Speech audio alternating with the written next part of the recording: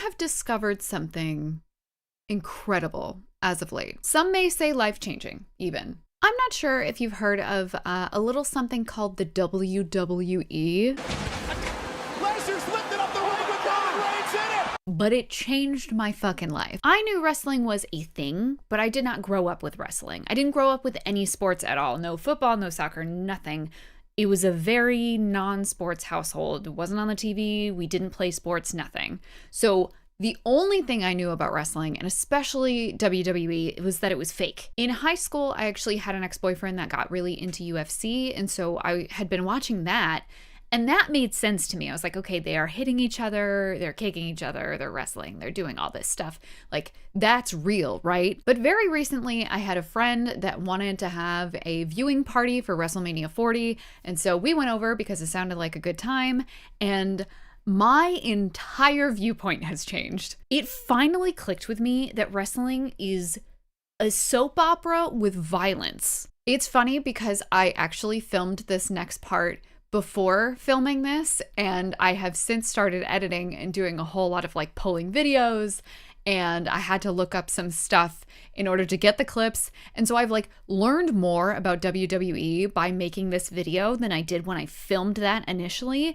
And so it's been really funny seeing just how much shit I got wrong in the next part. So here is everything that I know about WWE after only watching 8 hours of Wrestlemania 40. If you don't know wrestling, buckle up and take some notes. And if you do know wrestling,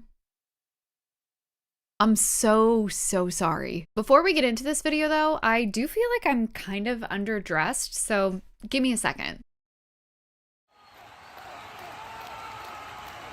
And now, your World Heavyweight Champion, Breezy. Thank you. Yes, it is me, famed wrestler Breezy. That's right, heavyweight belt-winning Breezy. So good to see you. Now, you may be asking, Breezy, what exactly is your whole wrestling MO? How did you get to be heavyweight champ of the world? And let me just tell you my little lore backstory, because wrestling has a lot of lore. We're about to go into it. My lore, personally, is I am a single mom of 20,000, okay? Queen of the colony, as you can imagine. What is my finishing move, you may ask? Well, you dumb idiot. Of course, it's called Buzzkill, okay? And it's where I run from one end of the ring to the other, and then mid-air, I just like turn around and hit people really aggressively with my butt. Got the... All jokes aside, this beautiful belt is from my friend Matt Wood, and he is part of the Druthers Brothers, which I do videos with every once in a while. If you want to go check him out, you can. The link is in the description down below. All right, kids, let's get into it. This is everything I know about the WWE universe after only watching 8 hours of it. I started watching on Saturday, and the very first match of the night was Rhea Ripley and Becky Lynch. Now, Becky Lynch comes out, and she is gorgeous. She's this fiery redhead, very strong looking. I think her whole thing is being Irish. I think that's her bitch. She's Irish. Now, Becky Lynch, I think, is married to another guy in the WWE, okay? It's this one, I think. And if it's not this one, it's this one. And I'm not going to fact check that before I put it in the video. I'm just going to throw up the two men I was thinking of, and someone's going to get angry in the comments. Now, Becky comes out. It's all fanfare. She's all Irish, whatever.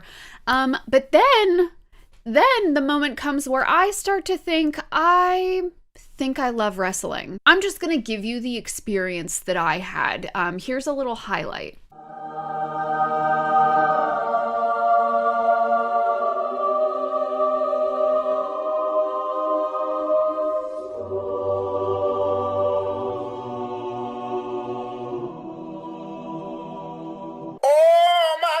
First of all, she comes out with Motionless in White. I'm not a huge fan of Motionless in White, but like I like their music, so the fact that she came out with them was awesome. Now, Rhea also goes by Mommy. And I agree. Rhea is a part of one of the WWE factions, okay? I learned that there are factions. And she is part of the evil one. And the name of that one is... Fuck. Judgment Day. Judging from the other people I see throughout the rest of the night who also come from Judgment Day, I'm all in. How do I get in? Do I kill a person? Like, how do I get involved? They get to wrestling, and I'm gonna be like, I know I've been like joking basically this whole time, but like for real, this entire night I was watching this, but like particularly this first one, I have never seen such a like athletic sport in my life. I'm totally being genuine. Like, I cannot imagine how difficult it is to perform some of these stunts and also like not purposefully really seriously injure the person you're coming at. I come from a dance background, so it was really fascinating to watch them kind of choreograph. Like, it was choreographed, right? Like, this sounds stupid coming from me, I understand. But like, because all of it's choreographed, they have like telegraphed movements. And it was very similar to when I took like partnering classes with some other people. In fact, there were several moves I saw that night where I was like, I did that in a dance class once, but then they like got slammed on the ground. And I was like, we didn't do that in a dance class once. The absolute strength and athleticism that was happening just blew my fucking mind. And that was the first match I got to watch. To my absolute joy, Rhea wins. She does a lot of stuff with her tongue, which is so much for me. And at this point, I'm fully invested. The next match is Gunther versus Sami Zayn. Sami is kind of this like very like normal looking kind of dad figure-esque wrestler. He even like features with his wife and kids. Like, that's part of the bit, is that like his wife is very much involved in this whole thing. And then Gunther is this Austrian, I think, just like real big, wide man. I feel like compared to the women's match that had just happened, this match had me less invested, and not just because they were men, but like this one also made me a little nervous because these dudes were significantly bigger, and there were a couple moments where it looked like maybe the tricks and stuff they were doing didn't actually go the way that they were supposed to, and that made me nervous. Because while I understand this is a sport that is mostly choreographed and they're not actually trying to severely injure each other, you can if shit goes wrong. I've heard horror stories of people like actually breaking legs and bones and just all sorts of things. There's actually a story I was told while we were watching it of another wrestler that we'll talk about in a minute, where he just like stapled his own fucking head during a match, which Anyway, dad figure Sami wins. Everyone's really happy. And that was pretty much all that happened with that one. The next thing that happened was kind of a lot for my new baby wrestling brain, okay? Because this was the tag team championships, okay? And it was between 6 different pairs, I believe. So we had Judgment Day, my favorite faction, DIY, Awesome Truth, New Catch Republic. Am I on the right number? I'm not. New Day, and A-Town Down Under. So I guess like these pairs that come from these different factions all were fighting in like a little cage match thing that was supposed to be a tag team where they like tag in and tag out, but like, guys, wrestling is crazy. Sometimes they don't follow the rules, and then the refs get all weird and nutty. Oh my god, it's so crazy. I was like, okay, I know what's happening with the wrestling, right? They're going to do moves with each other. What I was not expecting was the belts hanging from the ceiling and the ladders that were about to be involved here. The purpose of this is that like they all wrestle and fight with each other, and then whoever can climb to the top of these ladders and get these belts that are hanging, like those would be the champion of like whatever the belts mean. I can't remember what they signify. One was like Raw, maybe, which is a different thing, and the other was like something else. I was too distracted by the ladder situation, okay? Because as much as wrestling is, yes, again, choreographed, we're not trying to actually kill each other, gravity is real. I am a little bit afraid of heights, okay? So this whole thing, very anxiety inducing for me. I have seen the whole like hit him with a chair thing. Right? So I kind of anticipated, oh, we're going to use the ladders to like hit each other and stuff. And that did happen. But there was just a lot of like teeter-tottering ladders and people like pulling each other off. Right? That's the whole bit, is you like climb really slowly like you're gonna make it, and someone gets back in the ring and they pulls you off. And it's just this whole thing, and it's wacky adventures. This is also where I realized that the ladders are potentially made out of like those strawberry wafers that you get at the supermarket. The next match that happened was Jey Uso and Jimmy Uso. Now, this is where we start to get into the Rock lore, okay? Because I'm told that these two twins, obviously rivals in this whole situation, right? You can't just write twins to be a tag team forever. They have to be rivals. One has to be good, one has to be bad, whatever. Their whole deal is that they are part of bloodlines, the Bloodline, maybe? The Bloodline being the Rock's family, okay? So these two are from that, I guess it's a faction, whatever it might be. We'll get to Bloodlines later. But their whole thing is that, like, Jay turned against Bloodlines and Jimmy was not, or maybe it's the other way around. I'm not gonna fact check myself. So they did the wrestling, and don't worry, they'll come back in later. I would also like to just point out that the whole thing with Jey Uso is, his thing is yeet. What was fun about that is that every time he went to hit Jimmy, the crowd would go yeet. And then every time that Jimmy would hit him, the crowd would say, not yeet.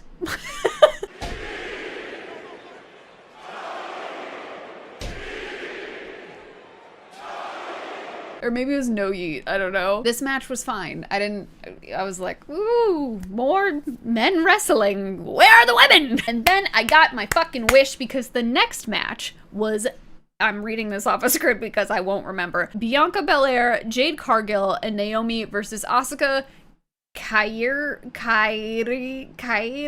and Dakota Kai. This is where I discovered more women that I love. Asuka comes out with the just most metal makeup ever. She looks amazing. They all look amazing, right? They look so cool. The outfits, the makeup, everything are just off the charts. And then we get to Bianca, Jade, and Naomi's group. And when I tell you, Jade Cargill might be the most ideal, like, I don't know how to explain this. It's not even in like a horny way anymore. It's just, I look at Jade Cargill and I go, she's out of a like textbook. Like, if I were to be studying like the human body in a textbook, hers would come up. She is insanely strong and just like ripped. I mean, they're all strong as fuck, but like, you could tell the crowd was way the fuck into Jade Cargill. I was way the fuck into Jade Cargill, okay? It was a whole thing. Anyway, this match was so fun to watch. It was non-stop, just senseless. I loved it. Second to last match of the night, we had Rey Mysterio and Andrade versus Santos Escobar and Dominic Mysterio. Now, you may notice here, Mysterio on one side, Mysterio on the other, and that's because, here's the lore, kids. Hold on to your hats. Rey Mysterio is Dominic Mysterio's dad. And I think that's actually in real life. I don't think that's just like the writing. I'm pretty sure they actually are like related that way, I think. Now, what I'm told about Dominic Mysterio is that most people just don't like him. Apparently he gets like booed a whole lot. I don't know why. I got the vibe that he just sucks in general, but like, I like him for that, kinda. I think that's fun. Now, as you can imagine, between father and son, and also this other tag team pair that I don't really care about, I thought the father-son thing was more interesting. Lots of hijinks ensue, there's bad blood everywhere, they're a-wrestling. But possibly my favorite part about this whole situation was we had yet another celebrity appearance here, okay? And towards the like middle of the fight, Dominic is out of the ring, as they sometimes do. Two very large men wearing jeans and luchador masks get out of the crowd and throw him back in, right? And everyone's like, I mean, they didn't come out of nowhere. Who the heck is that? And at the end, it is revealed that it is Jason Kelsey and whoever the fuck this other guy is. They're football players for sure. Now, we've been over the fact that I don't know a goddamn thing about football, but I do know this man is Travis Kelsey's brother. I also know he's like kind of more beloved and people actually do like him. The best part of this whole situation was at the end, when they revealed who they were and they were like in the middle of the ring. They like tore their shirts off at some point, so like, but the camera had cut away at that point, so they were wearing shirts, like celebrating the whole involvement and everything. Just like, you could tell they were genuinely really into this, and I thought that was very wholesome. And then the camera cuts back from the footage they were showing and they're shirtless. I love the fact that they were like, everyone else is a pro wrestler and they're shirtless, so they didn't just take their shirts off. They ripped their shirts off. They like showed later that they just like tore them off, and I was like, you know what? Me too. Like, I would do the same damn thing if I was in the hype and I got to be involved in WrestleMania 40. That sounds so cool. Now, the last match of the night was critical, baby, okay? This was something everyone was waiting for, apparently.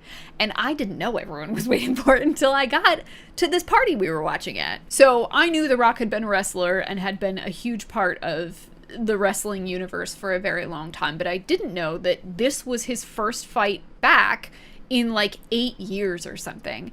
And he was fighting with the current heavyweight champ, world champ. I don't remember Roman's whole thing. We'll get to that and I'll probably correct myself later. But he was doing a tag team wrestling match with Roman Reigns, who has been the champion of whatever the fuck for like a really long time, and is also The Rock's cousin, just like these two. Now, along with The Rock and Roman and the whole Bloodlines is also this fucking guy, who's Paul Heyman, I guess. And apparently he's like the special counsel of the Bloodlines, which to me, I was like, this man is the special counsel to these men? Are you sure? But I guess he's like a really big deal. And people in the comments who know wrestling and are watching this are gonna be like, what the fuck do you mean you guess he's a big deal? And he is pretty well known as being one of the most like prominent and influential wrestling promoters, managers of all time. So that was kind of cool. But he's got this really goofy role as part of the Bloodlines where he just like is kind of in the background doing this the whole time and is like holding shit for Roman and like just looking at him. Like, dude, I hope my husband looks at me the way that Paul Heyman looks at Roman Reigns. Because that man looks at Roman Reigns, okay? Now, where do I start with the other pair? Okay, so it was The Rock and Roman Reigns versus Cody Rhodes and Seth freaking Rollins. Now, before I get to Cody, because he's going to be a prominent player in the next part of this, Seth freaking Rollins, my friend said, even before he came out, they go, Brie, you're gonna love Seth, okay? You've been all about the fashion and the, like, pomp and circumstance here. You're gonna love Seth just because of what he wears. And I go, okay, sure. Now, I had mostly been very into, like, what the women were wearing. I thought they had really cool costumes. The men were wearing some cool stuff, but, like, oftentimes they came out and they were just wearing, like, their little tighty-whities or whatever the fuck their wrestling shorts are called. Seth freaking Rollins comes out wearing some bastardization of Gucci, okay? Of Prada. That man's got a train halfway down the runway. He's got this like fake like flowery thing and it's like split down the middle. When I say fashion is a part of WWE, okay? I'm talking about Seth freaking Rollins. He is the one I think that is married to Becky, but I don't remember. Cody was another one I also ended up loving for like a whole different reason. When I first saw Cody, I thought, this man is a Ken doll, okay? You can't tell me he's not made of plastic. He looks like he's trying to sell me Botox. Now, Cody's a big player because he was supposed to do this fight with Roman Reigns the next night, and that was like the big like lead up. That was the championship fight. Like, he was supposed to dethrone Roman Reigns, and like he was kind of, they call him the American Nightmare, I think that's his nickname, because his dad was called the American Dream, who was also a wrestler. So I kind of thought that was fun lore. My all-time favorite part of this match was the fact that The Rock was like his whole part, right? Okay, if you don't know, The Rock being part of Bloodlines is sort of like the anti-hero, the bad guy in this whole thing. But like there was a point where the refs were like, oh, The Rock, you're like cheating and stuff. You can't do that. And The Rock went to like really sell it and be like, no, I own this place. Like I own the WWE or however he's involved, right? And he went to be like, no, fuck you, right? And he says it. And then they missed it as far as bleeping goes. So they just like cut out the audio like a solid 30 seconds later. It happened several times, and The Rock was the only one I saw dropping F-bombs the whole night, and they kept fucking missing them. Anyway, The Rock and Roman, they're playing dirty, right? And he's yelling at the refs. They're not allowed because they're going to lose their jobs if they go against The Rock. It all goes down. It's a crippling defeat for Cody Rhodes and Seth freaking Rollins. And it just kind of sets up the whole next night. So let's move on to that. So we've got Seth freaking Rollins and Drew McIntyre. And I'm not going to lie, I actually missed this one. So I don't want to talk about it too much. I did watch a couple of clips, but I do want to take this opportunity to mention that Seth once again comes out and just like the wildest shit. I don't know anything about Seth except for these 2 nights I saw him. And just I love the energy he's putting out there. So that's it for that one. Now the next one is Io Sky and Bayley. So this is where the drama from earlier comes in, because you know how I mentioned Damage Control, which was these ladies? So Damage Control was actually started by Bayley, and then Io Sky and the rest of them, when Io started bringing in some of her friends, like Asuka, I think, and some other people, they kicked Bayley out, okay? So Io was very much this villainous character that like kicked Bayley out of her own group that she started, so there was all this bad blood there and like drama. Anyway, Io Sky is apparently aptly named because she was just a back flipping everywhere and a front flipping everywhere, and she was just constantly on the top rope, and I thought she was cool as heck. But of course the crowd got what they wanted. Bayley won. It was kind of this coming home moment for her. She got her revenge on someone who had wronged her, so that was fun to watch. Next match was LA Knight and AJ Styles, and I mean, this one was fine. It was 2 dudes wrestling. I will say this one in particular, like especially compared to like Gunther and Sammy, watching this one, they were so much faster. They were just like straight out the gate, aggression and quick movement, and that was really fun to watch. But otherwise, there wasn't like a whole lot of like pomp and circumstance going on with this one. It was just like some fun wrestling, and I don't know, it was fine. Hey there, Editor Breesby here. I don't know what I was talking about when I said that this was not like an entertaining match and there was nothing fancy going on. I watched that match back so that I could get footage of it, obviously, and it was so fun to watch. I actually remember while I was watching, I was like, this is so cool. They're doing so many moves, blah, blah, blah. I don't know. Anyway, that bitch that was talking about it before doesn't know anything she's talking about. That match was cool as fuck. So, okay, sorry. Going back. I will say there was this one point where someone like ripped up the floor outside of the ring. And this was part of where I learned if you set it up, you're gonna go through it. So when I was watching with my friends the previous night, there were a couple of times where they would like set up a table or they would like clear off a table, right? Intending to throw someone through it. And they were like, trust me, if you set it up, you go through it. And sure enough, when they ripped the floor panels up, intending to go through it, whoopsie doodle, actually, they were the ones to hit the floor, right? And so that happened a lot, and that was like a fun little wrestling thing I learned. The next match was super fun to watch. So this was Logan Paul versus Randy Orton and Kevin Owens. I had heard Randy's name before. I think he's like a fairly big deal and an older wrestler. Like he's been in the game for a while.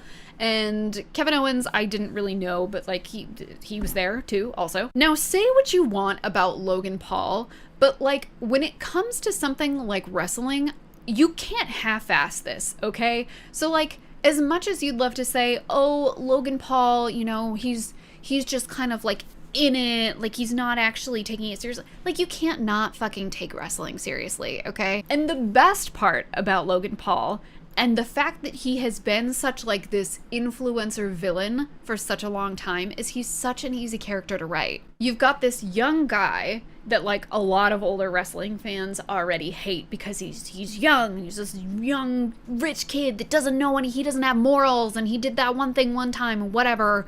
He's so cocky, right? And then you've got people like Randy Orton, who's like he's been in the ring a long time and you want him to kick his ass, right? But Logan is such a perfect fucking villain because of that. He's so easy to write. His whole bit was that he was a spoiled fucking influencer. It kind of made me like really happy for him because he genuinely was doing such a great job. He got to kind of play up that villain part of him that everyone already sees in him. And he looked like he was just having a great time. I don't know, you can say what you want about the Paul brothers. I don't love either of them, but I think Logan is probably the lesser of two evils. He does seem to have grown up and found his niche, and that really makes me happy. So it was kind of fun to watch him win this match and have everyone like booing him, and he was out there just like living it up and like playing the villain part.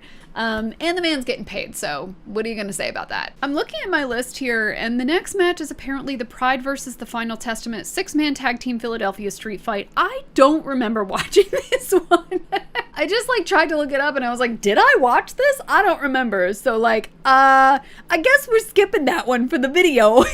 Okay, last but not least, the thing to finish off the story arc of WrestleMania 40 of the entire season was Roman Reigns versus Cody Rhodes. Now, this was the one we were waiting for. This was the one my friends were hyping up because they were like, okay, this is it. We're gonna see some old wrestlers. And they were really hoping for Stone Cold Steve Austin, okay? So this whole time we're thinking Stone Cold's gonna show up, right? Because according to my friends, a part of the lore, right? The Rock and Stone Cold were enemies, not lovers. So that was like The Rock's nemesis, I guess. And with The Rock coming back, the idea was that Stone Cold would come back. So first of all, the fight itself is just out of control. There's so much going on. They're in the crowd. They're getting thrown into tables. Like, it's already really entertaining. And Cody is getting his fucking ass kicked, right? Which we kind of anticipated would happen. It's only fun if Roman gets to kick his ass a little bit and like have this whole rapport going. So Cody has to be losing for a bit. As soon as Roman starts to lose, some other members of the Bloodlines come in. It's this whole family affair. You got Jay and Jimmy Uso. Jay coming in for Cody, Jimmy coming in to take him out so that Roman will continue winning. And then you've got the wild card, which I don't think any of us had predicted. John fucking Cena shows up.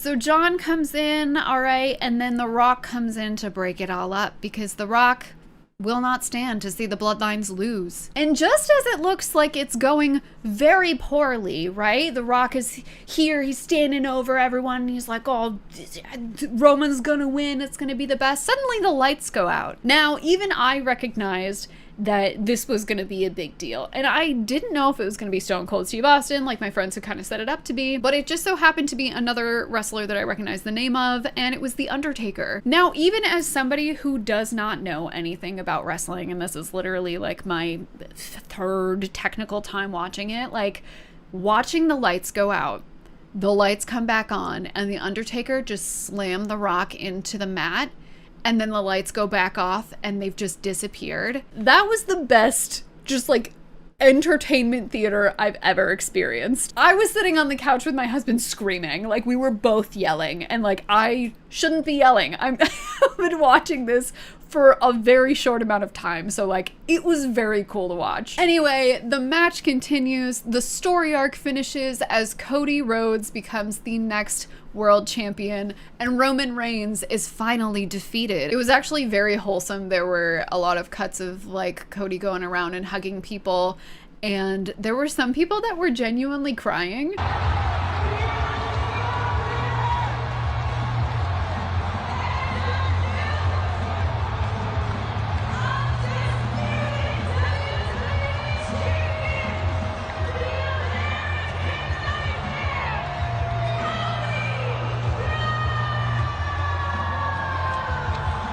And to me, I was thinking like, they wrote this, like they wrote it so that like everyone knew, right, that Cody would have to win. This was how the story was supposed to go. You could skip ahead to the end and just like read it if you were involved. So like all these people technically should have known it was going to end this way. But it still seemed like a very genuinely celebratory moment. And I can imagine that like as you've worked your ass off doing all of this really difficult athletic work and acting on top of that, like, yeah, it actually is kind of this sigh of relief in this celebratory moment to like wrap up your own storyline as an actor. And I think that's really fucking cool. That was my whole experience with wrestling, specifically WWE. I loved it. I really loved it. I cannot wait to watch some more. Obviously, WrestleMania is like the Super Bowl of wrestling, so not everything is going to be quite on that level. But I can definitely see us watching more wrestling in the future because that was just super fun and an awesome experience. This whole video was just rife with misinformation, and I can't wait to see the corrections in the comments. But anyway, this was really fun for me to watch, and thanks so much for watching. I will see you all in the next video. Goodbye!